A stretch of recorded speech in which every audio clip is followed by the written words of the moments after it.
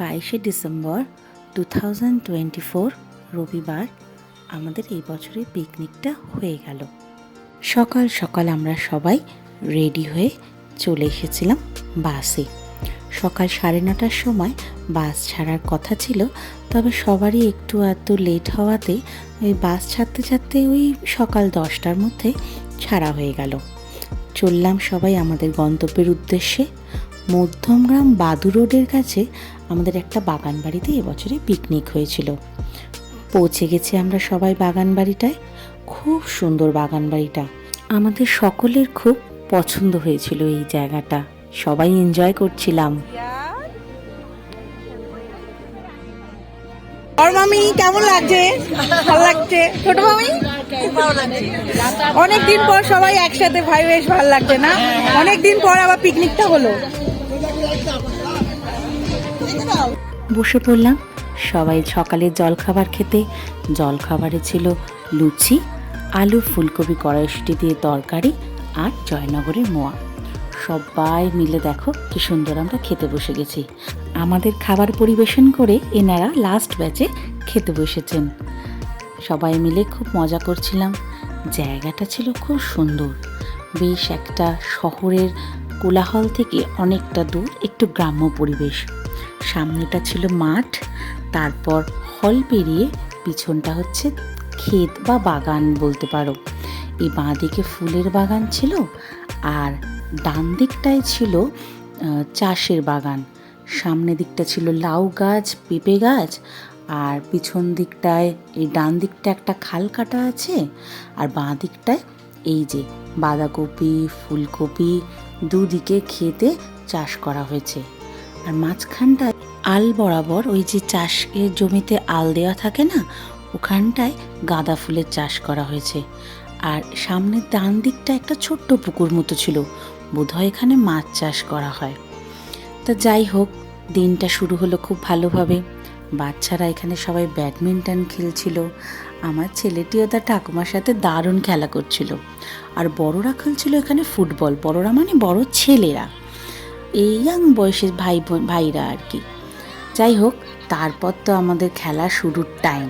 আমরা পিকনিকে এলেই সবাই মিলে স্পোর্টস করি। আমার ছেলে ছিল সব থেকে ছোট, জুনিয়র, তাই ওর পায়ে বল শট করে খেলাটা শুরু হলো। ফার্স্টেই ছিল আমাদের কিক দ্য বল, মেয়েদের দিয়ে শুরু হয়েছিল। তারপর ছেলেরাও এই খেলায় অংশ নিয়েছিল। মায়েরা, মামিরা, মাসিরা সবাই আমরা এই খেলায় জয়েন করেছিলাম। আর মাঝখানে চলে এসেছিল গরম গরম পেঁয়াজি সাথে কফি, আর পরে ছিল মাজা। তার ভিডিও অবশ্য আমার নেওয়া হয়নি। এরপর শুরু হয়ে গেল পাসিং দ্য বল খেলা। এটা শুধুমাত্র আমাদের মেয়েদেরই ছিল, তাই ছেলেদের অবশ্য মনে একটু দুঃখই হয়েছিল। তো যাই হোক, পাসিং বল খেলতে খেলতে আস্তে আস্তে সার্কেল ছোট হতে হতে হতে বেশ কয়েকজন আমরা বাদ পড়ে গেলাম। লাস্টে ছিল আমার এক জা আর এক সম্পর্কে মামি। এই দুজনের মধ্যে কিন্তু আমার বড় জাই কিন্তু পাসিং বলে ফার্স্ট হয়েছিল। শীতকালে আমরা সবাই এই দিনটির জন্য অপেক্ষা করে থাকি।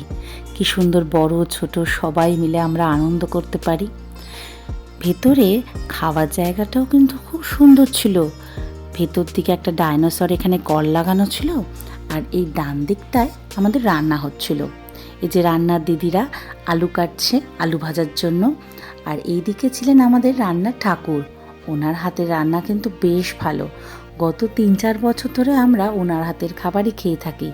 আর এই যে দুই কাকু ওনাকে সহযোগিতা করছিল, সবাই ভীষণ হেল্পফুল ছিল। এত সুন্দর একটা ঘরোয়া পরিবেশ ছিল যে সেটা আর বলার নয়।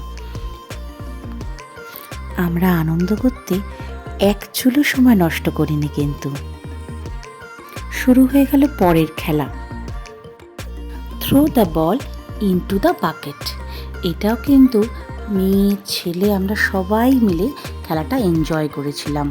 কারুর বল পড়ছে বালতিতে তো হাততালি উঠছে, আবার কারুর বল পড়ছে না, তখনও সবাই আমরা মজা করছিলাম।